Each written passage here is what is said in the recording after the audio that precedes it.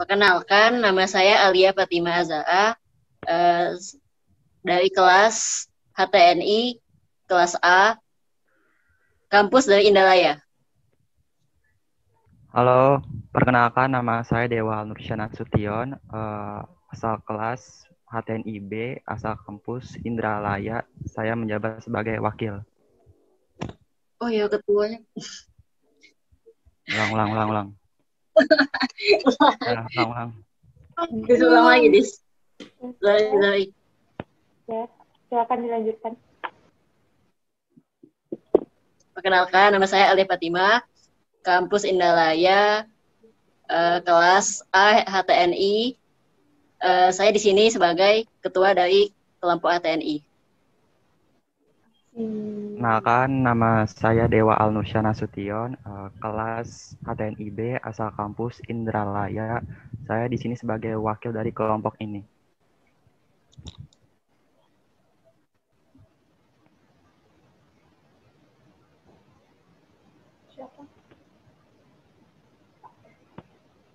Perkenalkan, saya Raisa Indralaya, kelas HTNI Indralaya A. Jadi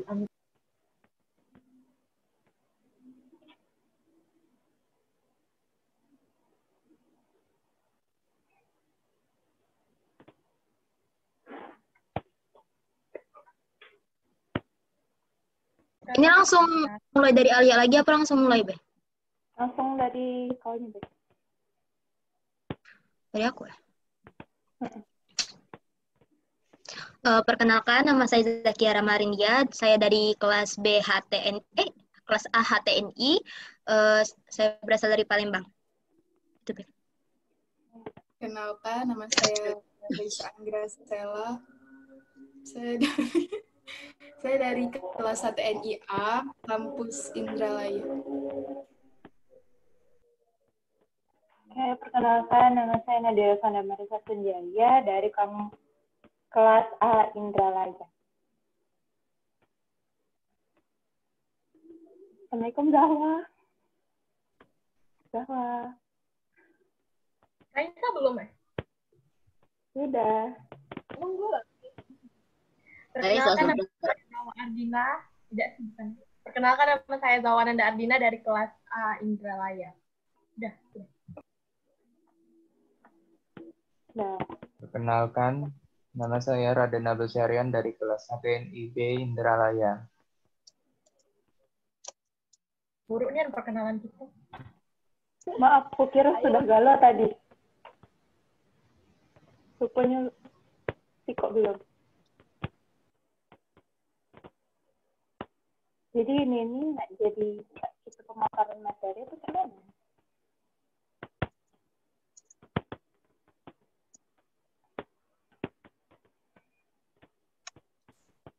Apa, Dis? Ulang? Nggak dengar?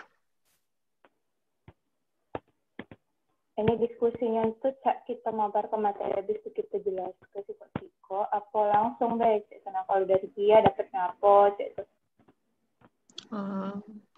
Yo, jangan Raisa. Kalau menurut aku, tanya psikosi, apa sih, bukan tanya psikosi, tanya satu, tapi ya misalnya dari Kia, dari Zahwa, lagi apa, dari Iya.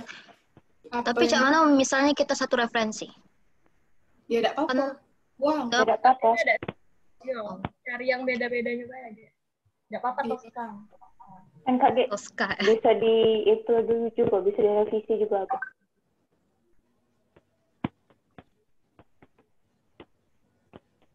Nak share screen ya? Dari bahan siapa dulu? Lihat dulu Bella ya? bahan yang dikit dulu. Terserah sih. juga dikit, cuma selembar.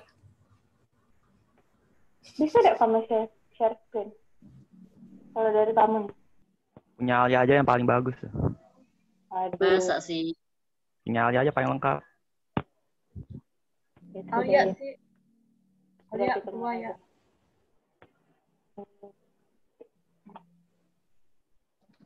Nabil katanya ngerti. Nabil aja duluan. Salah. Yo, aku juga filenya Nabil paling bagus. Bil aja lah. Oh. Aja, Bil. Nabil? Ah, Nabil ngerti apa yang dicari? Katanya Nabil apa tuh di grup? Apa tadi kan? Udah Ini berlanjut. ya Nabil ya, apa siapa? Nabil. Oh, gila. Bedanya dengan aku. Bedanya Belum dengan ngomong kamu. Yang aku belum tersusun guys. Dalam word. Sama, aku beda jelas punya Masih aku. dalam sumber-sumber. ini ada emang teman jaksa nih. Wow, Gila. beda emang. Memang beda Cak TV One.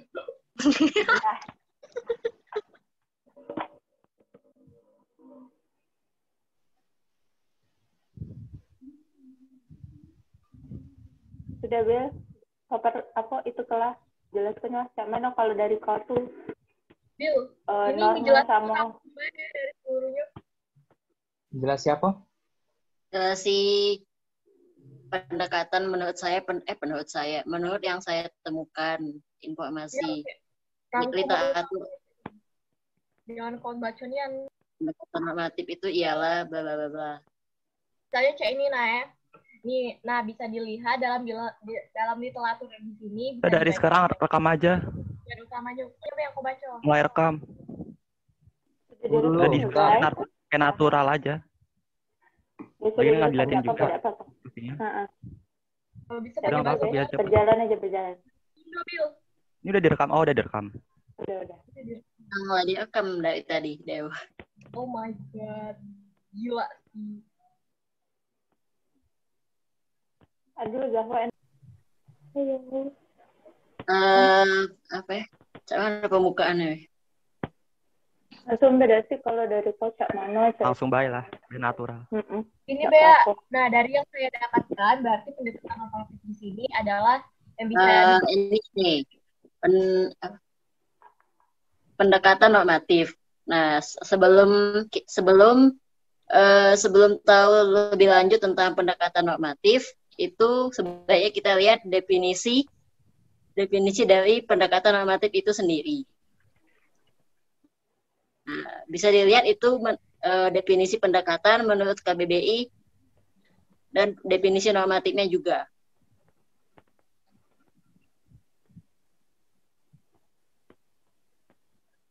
Selanjutnya itu yang saya kumpulkan, yang saya dapat dari sumber internet yang saya baca itu ada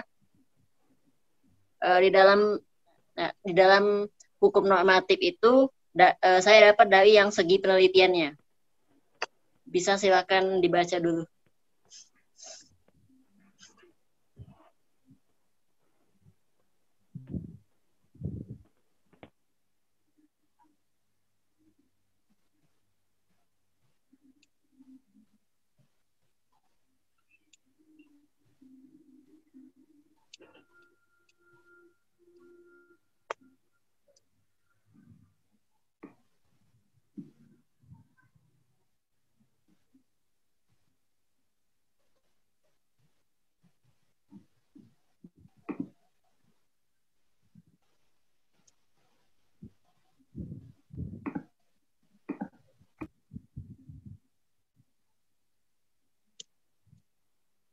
Nah, itu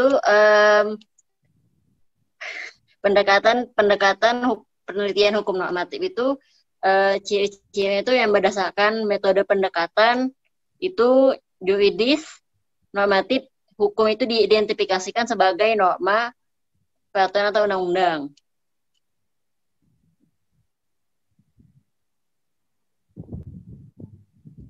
Ini cak mana sih?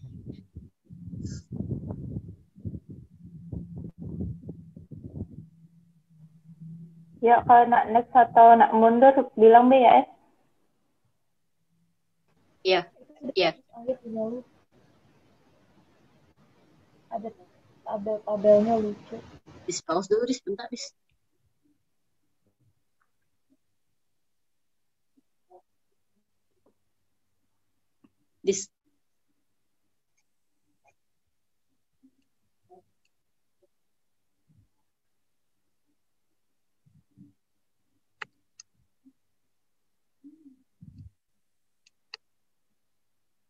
Ada suaranya nggak sih? Ada kan? Semangat. Ada.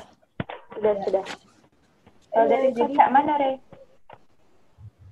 Terus ini tuh nanti tuh dikumpulin per word gitu ya, satu word ya. Ada yang Iya. nyatu-nyatu. Ya, Resumenya ada sih.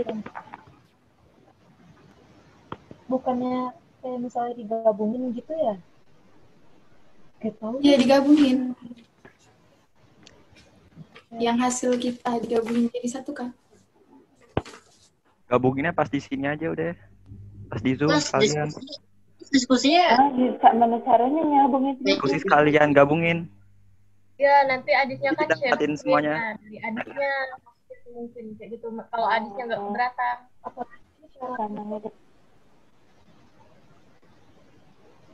syarat? Sekretaris siapa? Coba dia aja yang gabungin.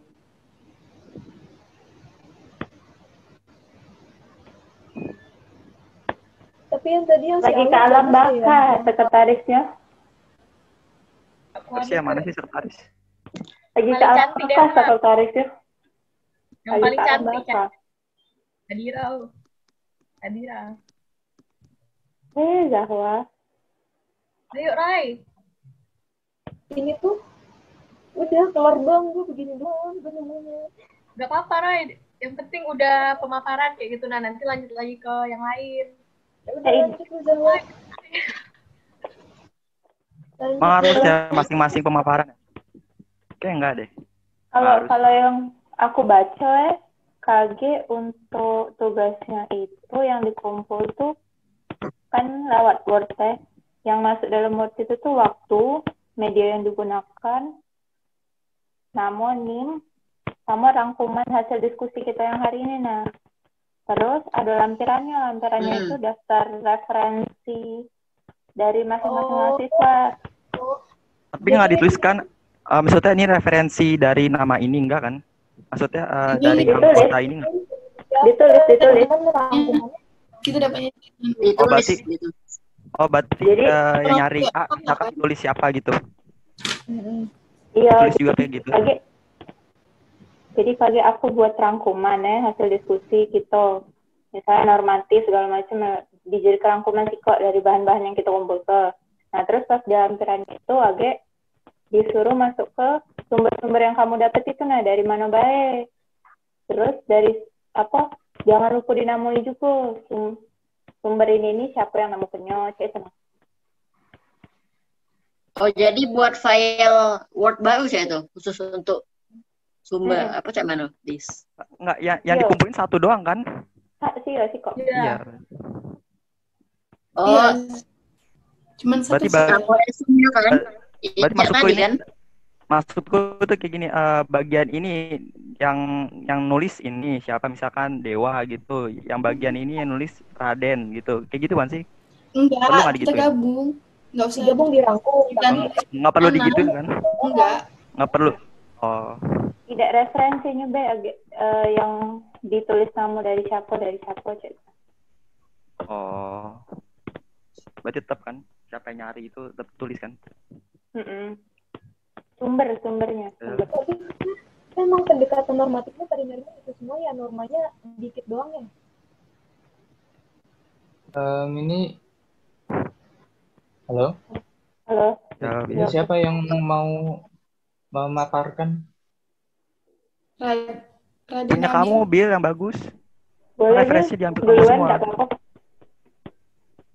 Kami persilakan dulu ya. Silakan Bill. Mulai dulu aja deh. Oke, aku mulai ya. Tunggu bentar ya. Ini perlu share screen enggak Word-nya? Ya, boleh. Biar jelas. Biar kebingungan. Ini mending di share. Ini kan direkord ya. Muka-muka kita kelihatan kan, share screen juga nanti kelihatan kan? Iya, kelihatan. Iya. Kalau misalnya enggak usah pakai share screen, jadi kesannya Cak kita ngomong langsung biar kelihatannya lebih pintar Cak itu Cak mana? Nah, tapi kita lihat dari WA, Pak. Nah, itu yang aku lihat tadi. Jadi kayak gitu aja. Boleh bisa. Udah Bill ngomong aja Bill. Gitu aja ya. Kita kan sudah dikirim semua. Oke. Ini berarti aku tinggal ngomong aja.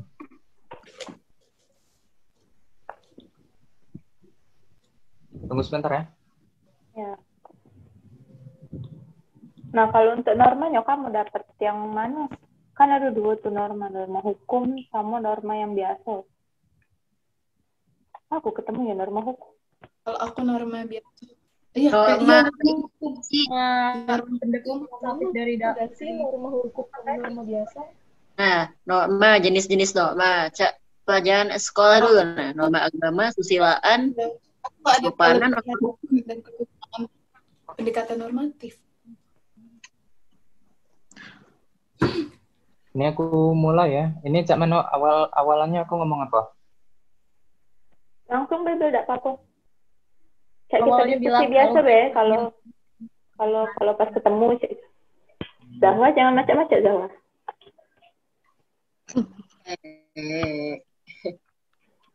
Oke. Bentar lagi nyari Mulai ya. Fama Bil.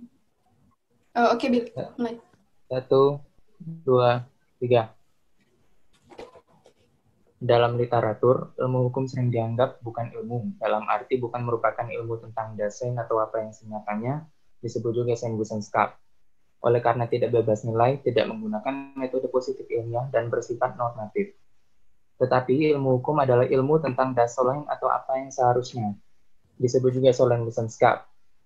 Tujuan utama hukum itu untuk mewujudkan ketertiban dalam suatu masyarakat dan atau negara, yang mana sejalan dengan fungsi utama hukum yaitu mengatur agar tercipta keadaan di mana masyarakat sebagai subjek hukum dapat hidup dengan layak dan sejahtera sesuai dengan apa yang seharusnya. Menurut Surjan Paus,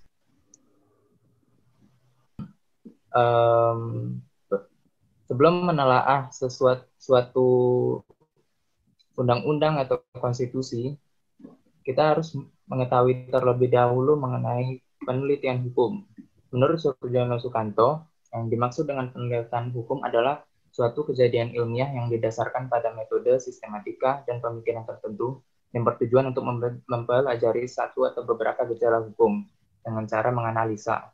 Singkatnya adalah penelitian hukum merupakan penelitian untuk mengetahui hukum yang dikenakan dari suatu kejadian atau peristiwa. Setiap penelitian itu mempunyai tujuan. Penelitian hukum memiliki beberapa tujuan yang terbagi menjadi dua, yaitu tujuan umum dan tujuan khusus. Salah satu tujuan umum dari penelitian hukum adalah mendapatkan pengetahuan tentang gejala hukum, sehingga dapat merumuskan masalah dari isu yang sedang ditelaah. Salah satu tujuan khususnya juga adalah efektivitas hukum tertulis maupun hukum kebiasaan. Dalam melakukan penelitian tentang ilmu hukum, terdapat beberapa langkah yang dapat dilakukan, yaitu yang pertama adalah mengidentifikasi fakta hukum yang diangkat menjadi penelitian, yang kedua mengelimi hal-hal yang tidak ada sangkut pautnya, yang ketiga adalah pengumpulan bahan hukum yang diperlukan, yang keempat melakukan telaah atas isu hukum yang diajukan berdasarkan bahan-bahan hukum yang telah dikumpulkan sebelumnya, yang kelima menarik kesimpulan dalam bentuk argumentasi, dan yang keenam, memberikan saran berdasarkan argumentasi yang telah dibangun dalam kesimpulan. Dalam penelitian hukum digunakan juga beberapa pendekatan agar peneliti mendapatkan informasi dari berbagai aspek mengenai isu yang sedang diteliti. Beberapa pendekatan yang digunakan menurut Peter Mahmud Marzuki adalah yang pertama, pendekatan undang-undang atau statute approach, yaitu menelaah semua undang-undang dan regulasi yang berkaitan dengan isu dan permasalahan hukum yang sedang ditangani. Yang kedua adalah pendekatan kasus atau case approach, yaitu menelaah kasus-kasus yang berkaitan dengan isu dan permasalahan yang sedang ditangani, yang telah menjadi putusan pengadilan yang telah mempunyai kekuatan hukum yang tetap. Yang ketiga adalah pendekatan historis atau historical approach, yaitu menelaah latar belakang apa yang dipelajari dan perkembangan pengaturan yang berkaitan dengan isu yang sedang ditelaah. Yang keempat adalah pendekatan komparatif atau comparative approach, yaitu membandingkan undang-undang suatu negara dengan undang-undang negara lain mengenai hal yang sama, dapat juga dibandingkan di samping UU juga putusan pengadilan di beberapa negara untuk kasus yang sama. Yang kelima adalah pendekatan konseptual atau conceptual approach, yaitu mempelajari berbagai pandangan dan doktrin dalam ilmu hukum agar menemukan ide-ide yang melahirkan pengertian-pengertian, konsep-konsep, dan asas-asas hukum yang relevan dengan isu hukum yang dihadapi. Berdasarkan penjelasan mengenai pendekatan-pendekatan penjelasan di atas dan juga sebelum-sebelumnya, dapat dikatakan bahwa suatu penelitian hukum yang lengkap harus dimulai dengan suatu inventarisasi tentang peraturan-peraturan hukum positif yang bersangkutan. Jadi harus dimulai dengan pendekatan yuridis normatif, kemudian untuk mengetahui sejauh mana hukum positif tersebut dapat memadai dan memenuhi kebutuhan masyarakat, dilakukan juga pendekatan sosiologis normatif dengan menggunakan data non-hukum. Undang-undang atau konstitusi tersebut ditelaah menggunakan pendekatan normatif yang berorientasi pada apa yang seharusnya atau disebut juga dasolen untuk menelaah norma-norma ketatanegaraan yang berupa ketentuan konstitusi yang mengatur tentang antara lain yang terpokok adalah pembagian atribusi kekuasaan negara-negara lembaga negara utama atau yang biasa disebut sebagai alat perlengkapan negara atau APN, dan tata cara penyelenggaraan kewenangan masing-masing lembaga negara tersebut, dan tata hubungan kerja di antara lembaga-lembaga negara utama itu. Kemudian menurut Johnny Ibrahim, penelitian hukum normatif adalah suatu prosedur penelitian ilmiah untuk menemukan kebenaran berdasarkan logika keilmuan dari sisi normatifnya. Paus.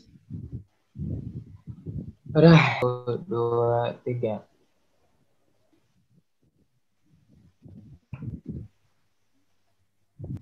Penelitian hukum normatif mengacu kepada konsep hukum sebagai kaidah dengan metodenya yang doktrinal nomologik yang bertitik tolak pada kaidah ajaran yang mengkaidahi perilaku. Menggunakan data dan informasi yang lengkap yang diperoleh dari hasil-hasil penelitian dan pengkajian hukum tersebut, kemudian dilakukanlah penyusunan naskah akademik yang akan menjadi cikal bakal suatu rancangan undang-undang. Penyusunan suatu naskah rancangan undang-undang yang tidak didasarkan pada data dan informasi yang lengkap dan akurat akan sulit dipertanggungjawabkan baik dari segi praktis maupun ilmiah.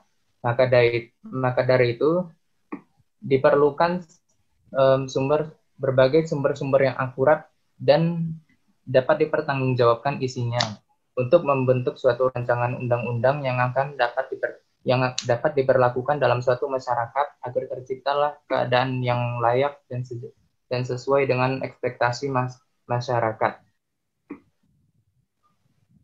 Berdasarkan hasil kajian BPHN, dasar dari pelaksanaan kegiatan penelitian baru diatur secara jelas semenjak tahun 1993, yaitu dalam ketetapan MPR tahun 1993 dan dalam Peraturan Presiden Republik Indonesia Nomor 7 Tahun 2005 tentang Rencana Pembangunan Jangka Menengah atau RPJM tahun 2004-2009, dikatakan bahwa kegiatan penelitian diperlukan dalam rangka pembentukan hukum, khususnya untuk dapat lebih memahami kenyataan yang ada di dalam masyarakat atau apa yang senyatanya. Kemudian dalam Undang-Undang Nomor 12 Tahun 2011 tentang pembentukan peraturan perundang-undangan, Undang-Undang Nomor 12 Tahun 2011 ini merupakan pelaksanaan dari Perintah Pasal 22A Undang-Undang Dasar Negara Republik Indonesia tahun 1945 yang menyatakan bahwa ketentuan lebih lanjut mengenai tata cara pembentukan undang-undang lebih diatur lebih lanjut dengan undang-undang. Materi muatan baru dalam Undang-Undang Nomor 12 Tahun 2011 yaitu adalah yang pertama penambahan ketetapan Majelis Permusyawaratan Rakyat, yang kedua adalah perluasan cakupan perencanaan perundangan, yang ketiga adalah pengaturan mekanisme pembahasan rancangan undang-undang, yang keempat pengaturan naskah akademik sebagai suatu persyaratan dalam penyusunan rancangan undang-undang, yang kelima adalah pengaturan mengenai keikutsertaan perancangan peraturan perundang-undangan, dan yang terakhir adalah penambahan teknik penyusunan naskah akademik dalam lampiran satu undang-undang ini. Sekian, terima kasih.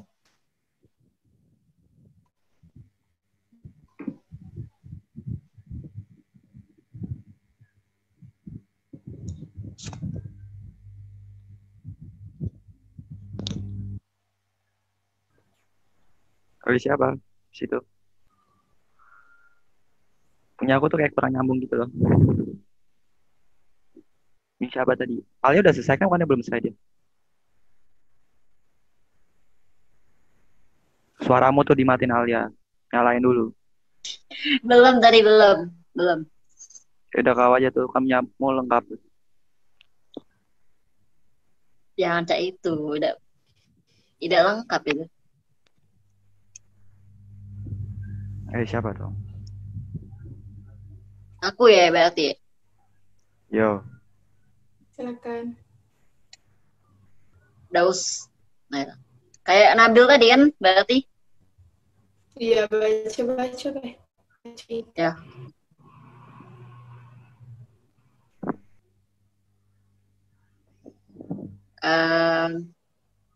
Jadi pendekatan normatif itu sebelum kita masuk itu ada definisinya dulu.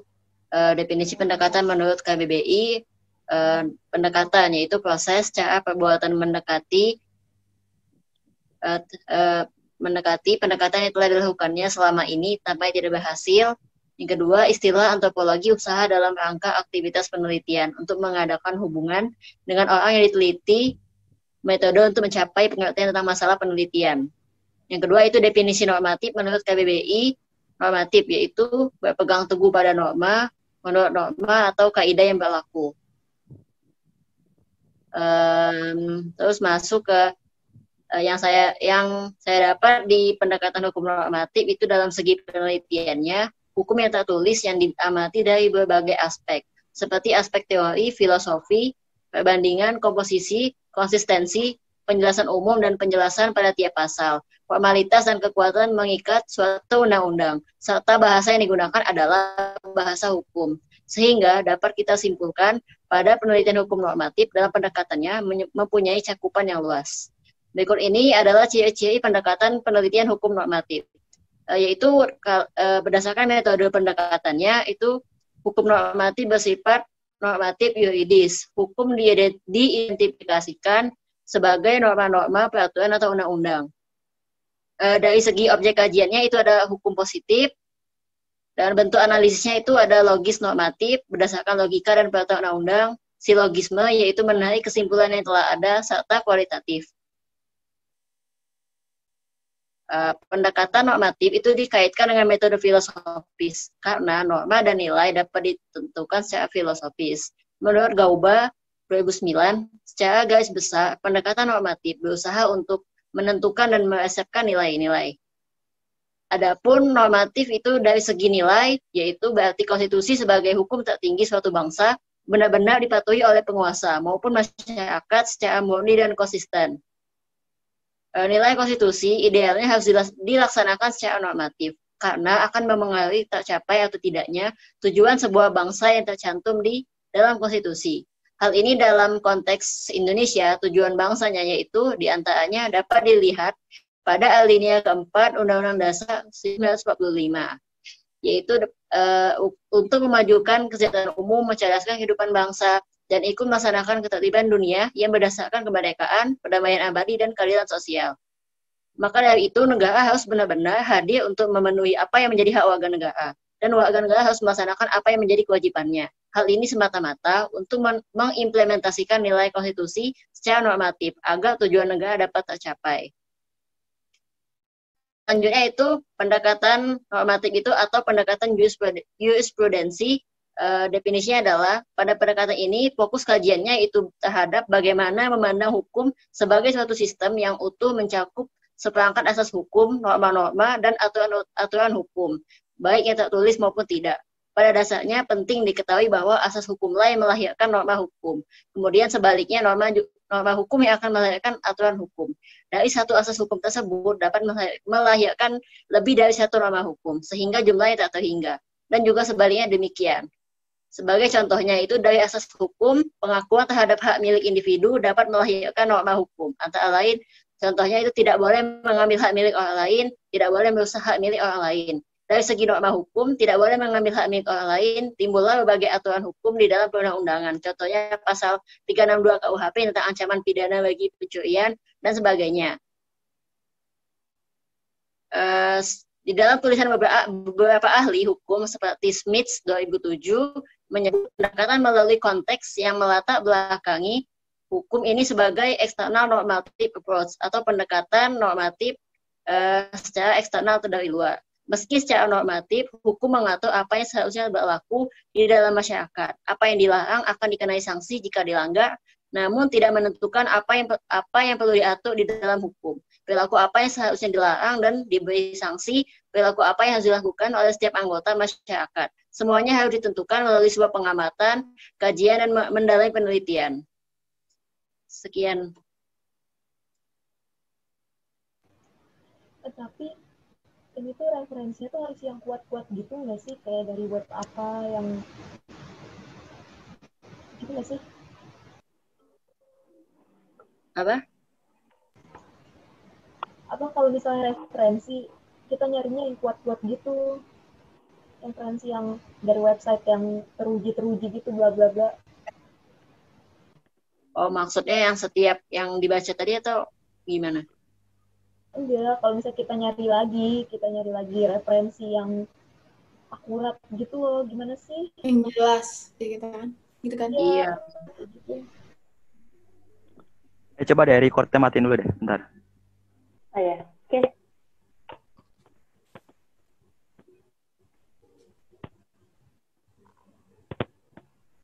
Bentar. Mulai kan? Ya, Rey. Nah, jadi yang saya dapatkan itu pendekatan hukum normatif menurut Sur Jono Sukanto dalam pembahasan bukunya mengenai pendekatan hukum normatif itu adalah sifat dan ruang lingkup disiplin hukum yang mana disiplin dapat diartikan sebagai suatu sistem ajaran tentang kenyataan yang biasanya mencakup disiplin analitis dan disiplin preskriptif serta disiplin hukum lazimnya termasuk juga ke dalam disiplin preskriptif jika hukum dipandang hanya mencakup segi normatifnya saja. Namun masih di dalam buku yang sama, itu Surjono Sukanto ingin membuktikan dan menegaskan bahwa disiplin hukum lazimnya juga dapat diartikan sebagai suatu sistem ajaran tentang hukum sebagai norma dan kenyataan atau perilaku. Dan sebagai realitas atau hukum yang hidup, bahkan disiplin hukum tersebut memiliki segi umum dan khusus. Lalu dipaparkan juga bahwa sifat dari dogmatik hukum itu teoritis rasional dan model penalaran yang digunakan adalah logika deduktif. Sedangkan ilmu tentang kenyataan hukum, sosiologi hukum, antropologi hukum, psikologi hukum, perbandingan hukum, dan sejarah hukum. Itu bersifat teoritis empiris dan model penalaran yang digunakan adalah logika induktif. Filsafat hukum bersifat etis spekulatif dan politik hukum bersifat praktis fungsional.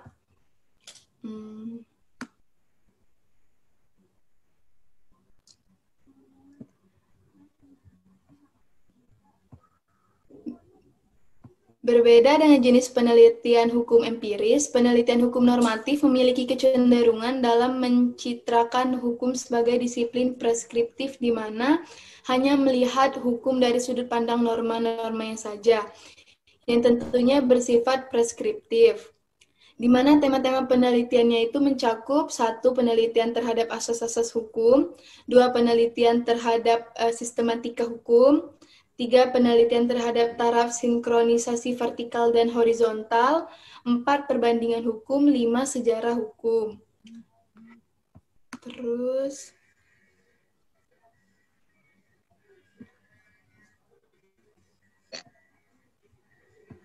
Terus ada aspek kelebihan dan kekurangan dari pendekatan normatif.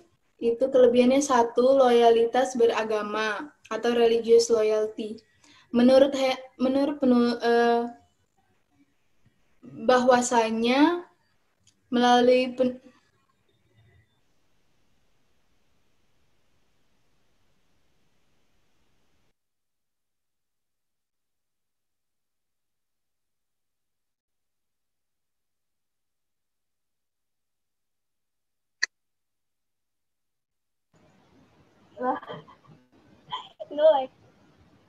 TikTok. Tes. Bentar, keluar guys.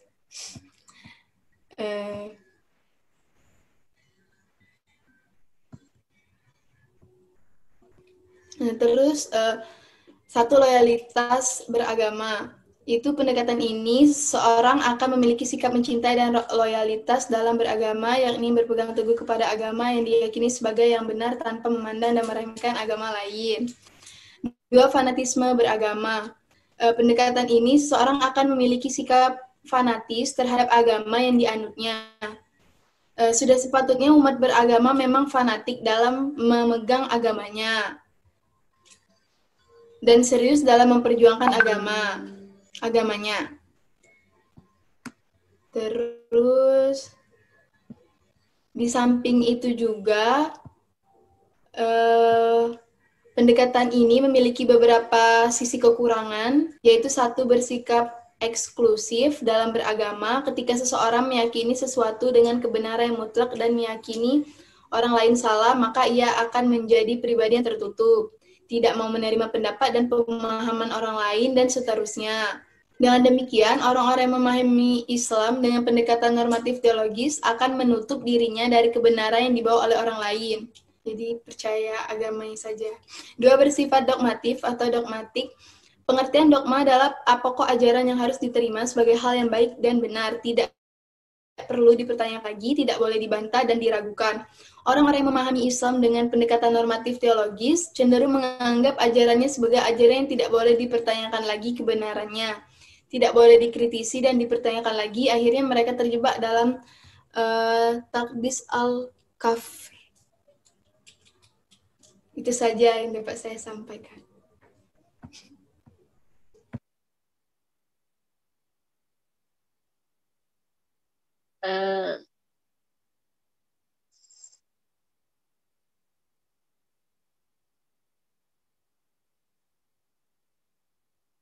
Kia. Apa? Aku ya? Astaga. Yang lain dulu, jangan aku. Aku udah lengkap. Udah serah lah. Siapa? Wow. Ini siapa yang belum?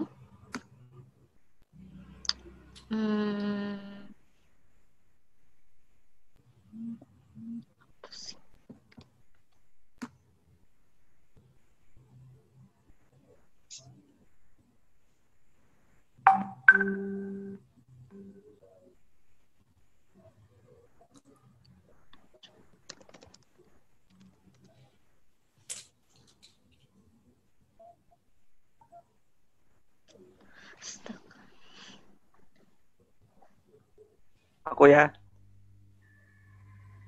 Oke. Gimana nih awalnya? Lupa aku. Langsung, Be. Pendekatan normatif itu Ya, langsung ya. Tuh, 2, 3. Kedengeran jelas nggak? Coy, jelas nggak, Coy? Jelas.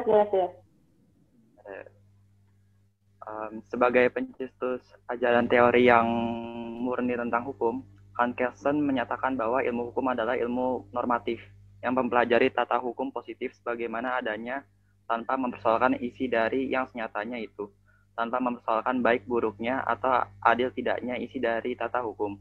Dalam hal ini, hukum hanya mengolah secara logis bahan-bahan hukum positif.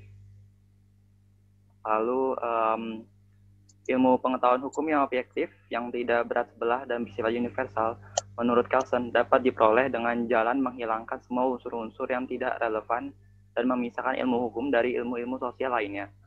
Satu-satunya objek penyelidikan ilmu hukum adalah sifat-sifat dari norma-norma yang dibentuk oleh hukum tersebut. Pandangan normatif ini mendapat dasar pembenarnya pada model ilmu ideal menurut hermeneutik. Penafsiran hermeneutik merupakan metode penafsiran yang berupaya memperoleh pengertian suatu makna teks dalam konteks historis dan linguistik. Tidak ada pengertian atas suatu teks yang diperoleh di luar konteks sejarah dan bahasa suatu masyarakat. Sejarah berarti pula akumulasi tradisi yang pengertiannya dapat diperoleh melalui bahasa sebagai mediasi antara masa lalu dengan masa kini. Dengan demikian, hermeneutik menghubungkan pemahaman sejarah dengan tradisi yang berkembang dari dalam suatu teks peraturan perundang-undangan. Menurut hermeneutikus yang dipelopori oleh Wilhelm Dilthey, ilmuwan pembangun teori-teori ilmiahnya sebagai partisipan pada gejala-gejala. Pendekatan eksternal tidaklah mungkin karena gejala-gejala yang dipelajari tidak dapat dibawa kembali pada fakta-fakta yang harus diuji secara empiris. Relasi ini dalam ilmu-ilmu menurut hermeneutikus adalah relasi sepihak-sepihak. Dalam ilmu ini berkenaan dengan konfrontasi pandangan-pandangan dari subjek tersebut yang tentang masalah yang sama memiliki sesuatu untuk dikatakan dan mempunyai pandangan atau pendapat untuk diajukan. Dalam diskusi itu, para peserta masing-masing berdasarkan latar belakangnya sendiri berusaha mencapai suatu titik berdiri yang sama. Demikianlah dalam jangka waktu yang panjang, dalam ilmu-ilmu itu terbentuk tradisi yang di dalamnya diskusi tentang berbagai tematik selalu ditampung dan diolah. Di Indonesia, pemikiran tentang hukum berdasarkan pendekatan normatif ini banyak menyita perhatian. Hal ini dapat dilihat dalam susunan kurikulum Fakultas Hukum untuk sebagai besarnya diarahkan kepada penempaan keahlian untuk memahami dan memakaikan peraturan-peraturan yang berlaku. Hal ini bukanlah suatu keadaan yang terjadi dengan sendirinya, akan tetapi merupakan suatu tradisi pemikiran diwarisi oleh sejarah. Sebagaimana diungkapkan oleh Satorno Kardodirjo, dibukanya sekolah-sekolah bagi penduduk pribumi pada masa pemerintahan Hindia Belanda didasarkan pada adanya kebutuhan akan tenaga, baik dalam bidang administrasi maupun dalam berbagai bidang teknik dan kejuruan. Demikianlah pula dalam bidang hukum, dibentuknya pendidikan tinggi hukum sebagai suatu lembaga pendidikan yang lahir di bawah semangat politik etik pada masa pemerintahan Hindia Belanda dahulu.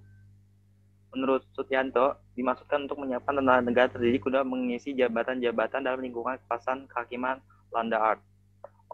Oleh karena itulah, ilmu hukum yang diberikan pada pendidikan tinggi hukum waktu itu pada hakikatnya merupakan ilmu peradilan.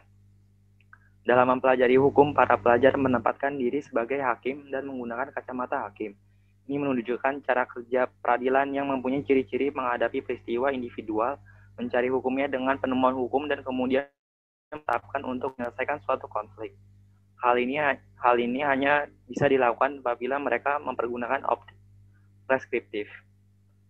Ilmu hukum yang demikian diperlukan karena bagi para pekerja hukum dituntut adanya kemampuan untuk memberikan penyelesaian persoalan dengan menggunakan dasar peraturan hukum. Para pekerja hukum ini adalah orang-orang seharinya hanya harus melakukan problem solution serta decision making. Untuk dapat melakukan tugas itu dengan baik, tentunya mereka harus memihak dengan hukum positif yang menerima bahwa hukum positif itu adalah peraturan yang harus dijalankan, yang harus ditaati. Ini merupakan suatu attached concern terhadap hukum positif.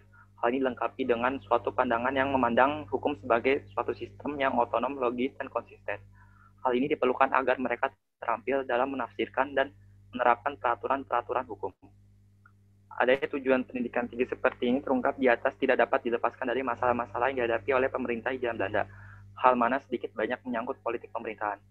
Pada saat itu, sebagaimana yang diungkapkan oleh Mokhtar Kussudiatmadja, timbul adanya kebutuhan masyarakat kolonial akan adanya ahli-ahli yang hanya mempertahankan tertib hukum yang ada, sehingga para sarjana hukum tidak dituntut untuk mengetahui seluk-beluk hukum lebih daripada arti peraturan-peraturan hukum itu. Hal ini sejalan dengan tugas ilmu hukum yang hanya mempertahankan keadaan status quo. Pengajaran hukum yang demikian, menurut Sehyut, lebih mempersiapkan orang untuk memenuhi peranan juridisnya, bukan mengarahkan mereka agar dapat memenuhi peranan sosialnya. Di samping itu, dengan pengajaran yang menekankan pada studi teknis dalam penggarapan hukum positif, akan mendorong para mahasiswa semakin jauh dalam dunia menyendiri yang bersifat mendetail.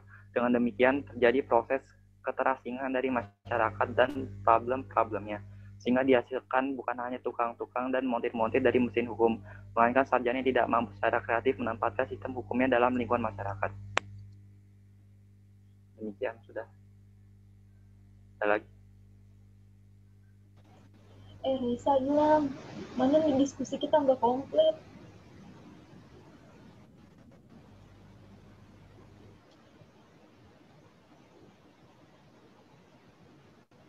Lanjut apa nih? Jadi gimana kelanjutannya? Risanya ini nih, si Risa. Oh iya, Di mana? Risa hilang. Gara-gara Nabi udah sih, Risa apa keluar? Nabi sih. Lanjut ntaran aja deh.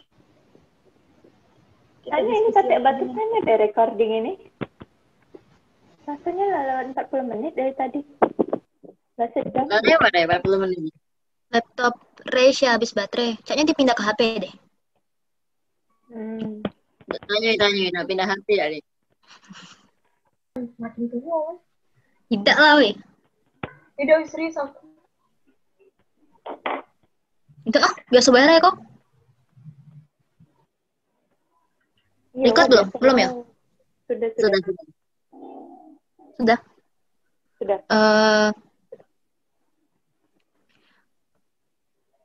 Oke.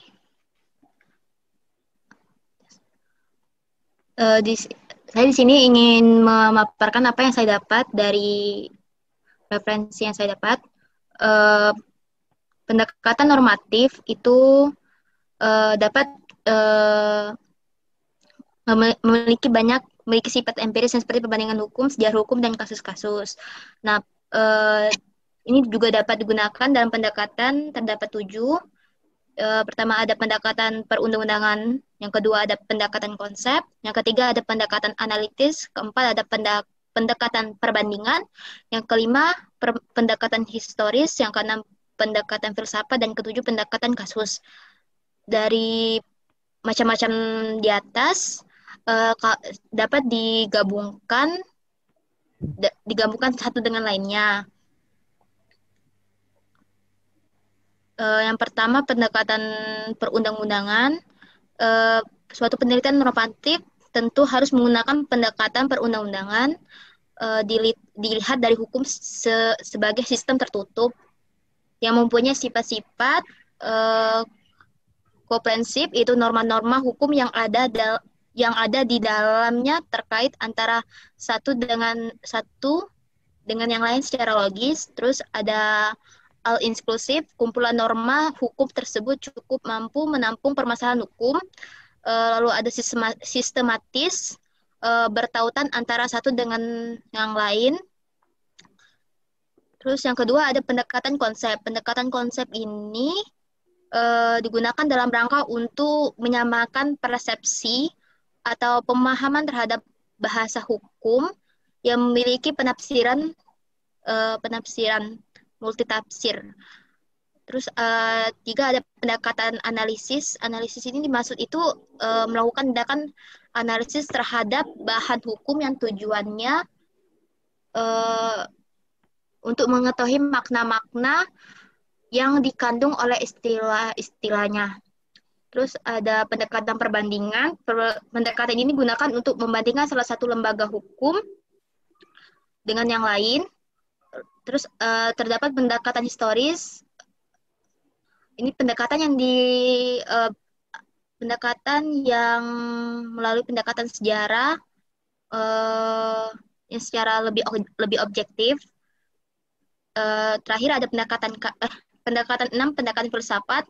Ini diperlukan untuk hukum normatif, bentuk pendekatan yang memiliki hukum normatif secara mendalam atau radikal.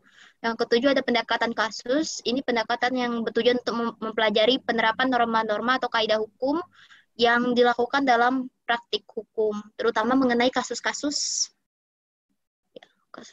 yang telah dapat dilihat. Terima kasih.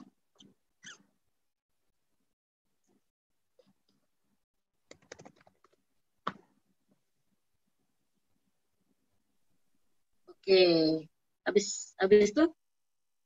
Zawa belum? Oh iya, Zahwa. Enggak kok.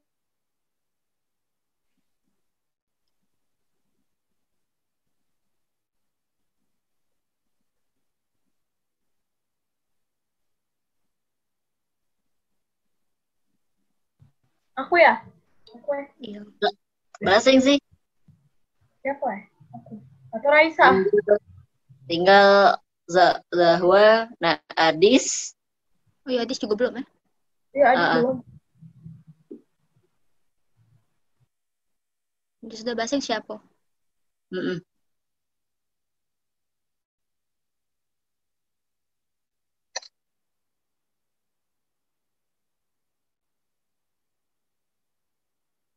Adis dulu, apa Zahwa dulu? Silakan Zahwa. Adalah pembukaan. Silakan Adis. Apa dis? Udah Raisa dulu deh. Kan udah tadi. Udah Enggak sih? Belum. belum Raisa, baca. Siapa, Boy? Guys, kayaknya Dewa lah sudah gabut, lah sudah beta dia. Sudah kau dulu, Zah. Dewa lah gabut Dewa. Nah, mulai ya. Kayak entar.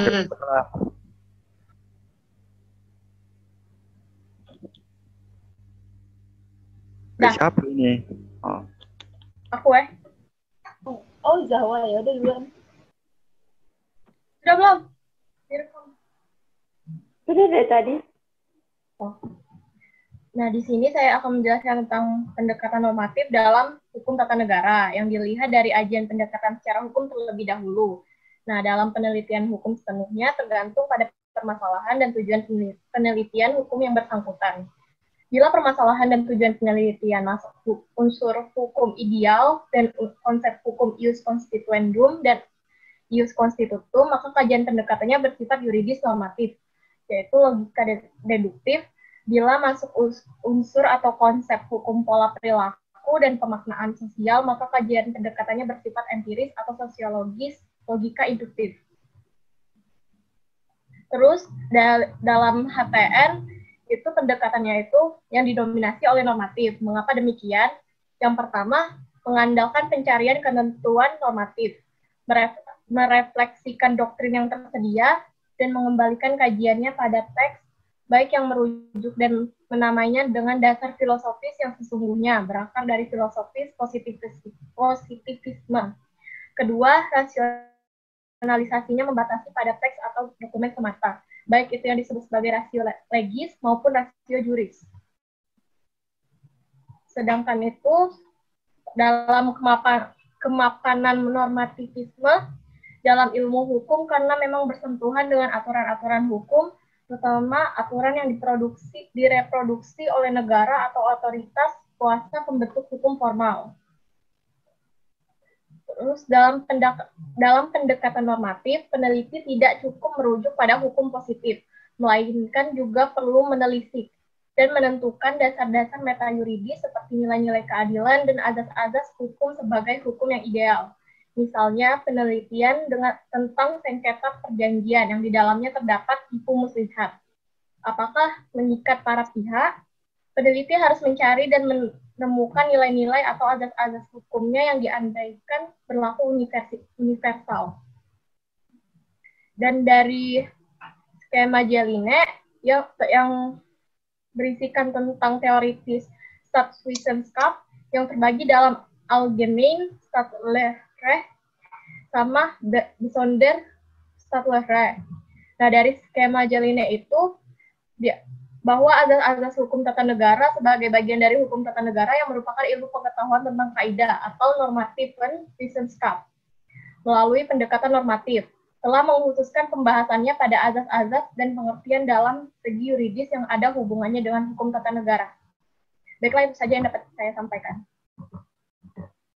Nah, guys, kok kalian diam?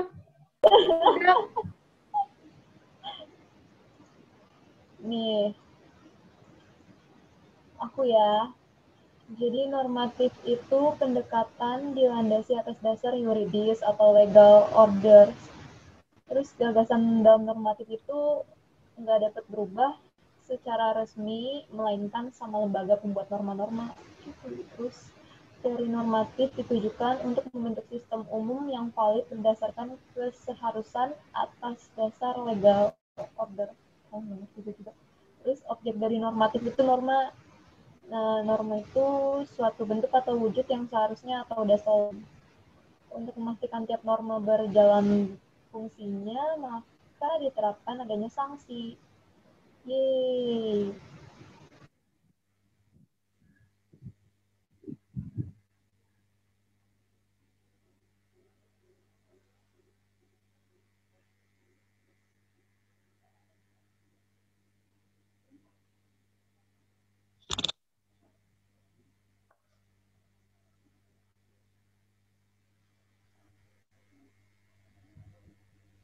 Di sini Adis. Oke, aku ya. Berarti dari pendekatan normatif dulu, Beb.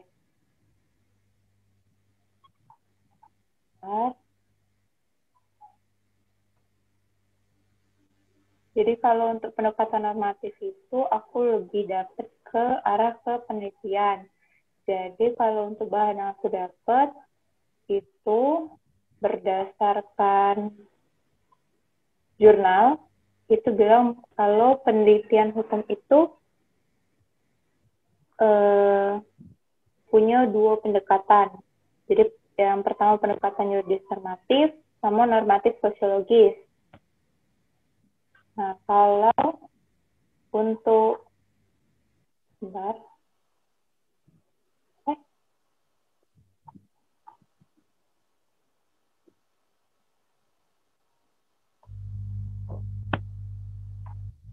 Hai.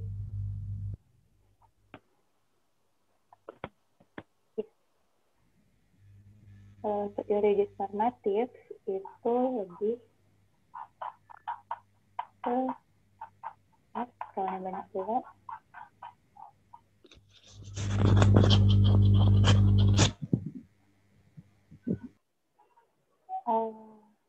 Ya. Kalau yuridis normatif itu lebih ke arah penelitian yang berdasarkan ilmu pengetahuan yang lebih ke hukum ya, kalau yang aku dapat. Terus kalau yang sosiologis lebih ke masyarakatan. Nah, terus untuk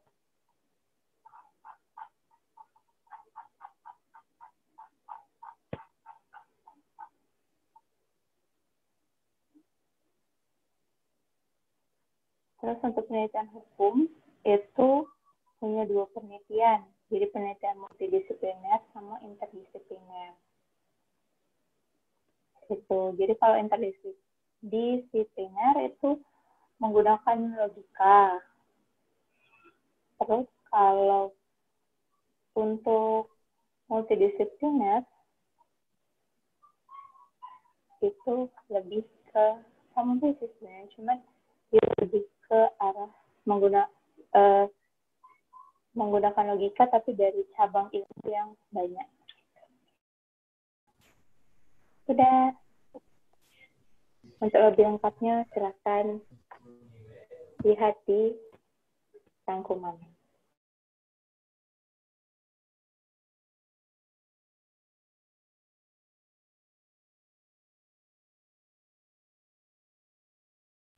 Terus kita gimana?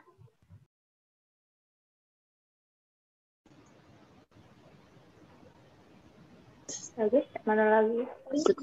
Tinggal referensi aja nggak sih? Nambah lagi dikit-dikit.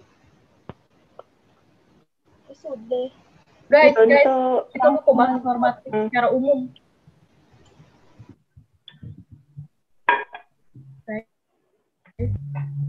Guys, kita mau bahas normatif secara umum. Apa? Allah juga aku dalam. Ih. Kaget dulu sih. Tidak. Sabar. Normatif secara umumnya itu.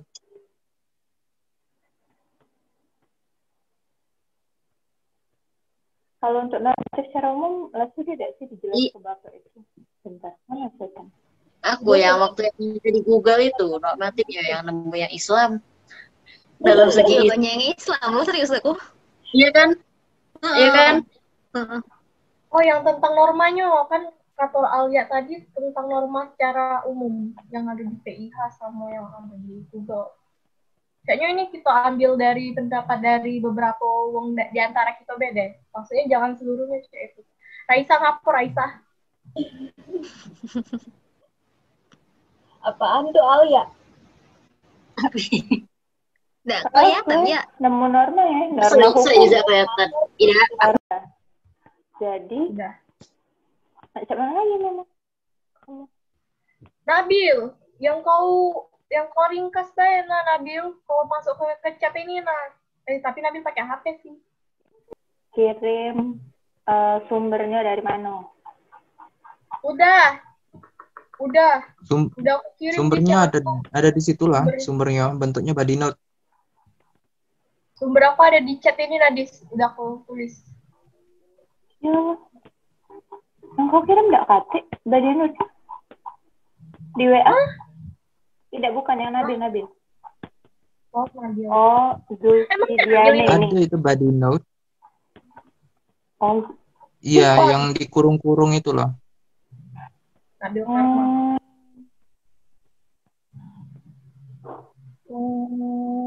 Zulfidiani Zaini ini jurnal apa bermaksud aku tuh sumbernya jelas ya itu nah. Apakah dari itu internet di mana itu tuh profesor dosen dari apa cak itu. Nah, aku tuh banyak sumbernya, udah dari UI segala macem. Nah, tulis lah. Kalau banyak tuh tulis. Jangan kau liatin aja. Tulis. Itu kan sudah ditulis dalam bentuk body note sumbernya itu. Jadi, kau tulis 2 kali. Body note kan untuk tulisan Nabil. Apa? Nggak jelas ngomong sih kok. Aku juga nggak ngerti, nggak paham maksud kamu. Kalau body note kan untuk tulisannya, tulisan supaya kau tahu, aku dosennya tahu pengambil dari mana. Nah, kalau untuk sumbernya itu untuk daftar pustakanya, beli daftar pustakanya, untuk daftar. Untuk daftar pustaka maksud aku tuh. Oh. Jadi foto ngambil. Ya, ini body dari note. mana? Ini body note. Nah, untuk daftar pustakanya kan ada lagi gitu.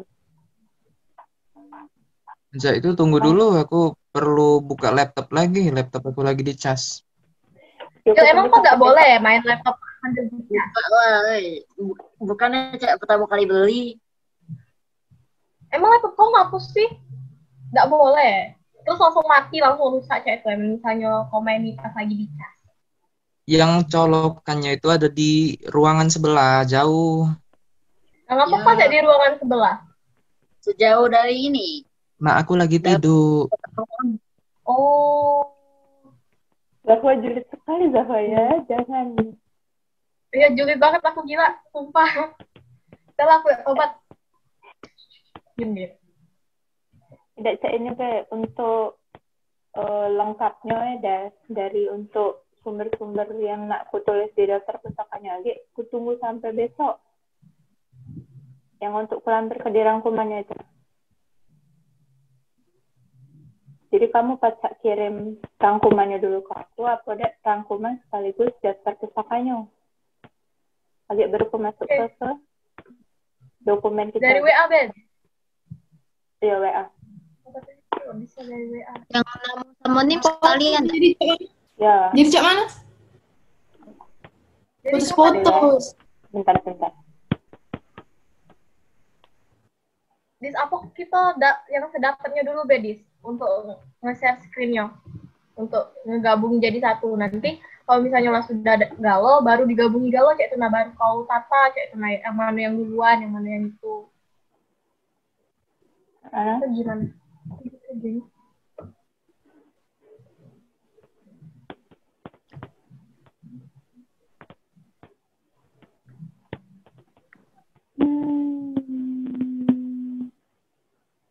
Bentar ya.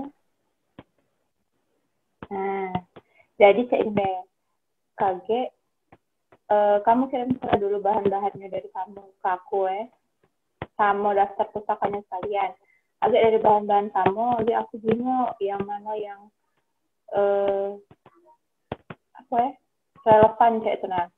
Baru kagetku rangkum ke tugas kita.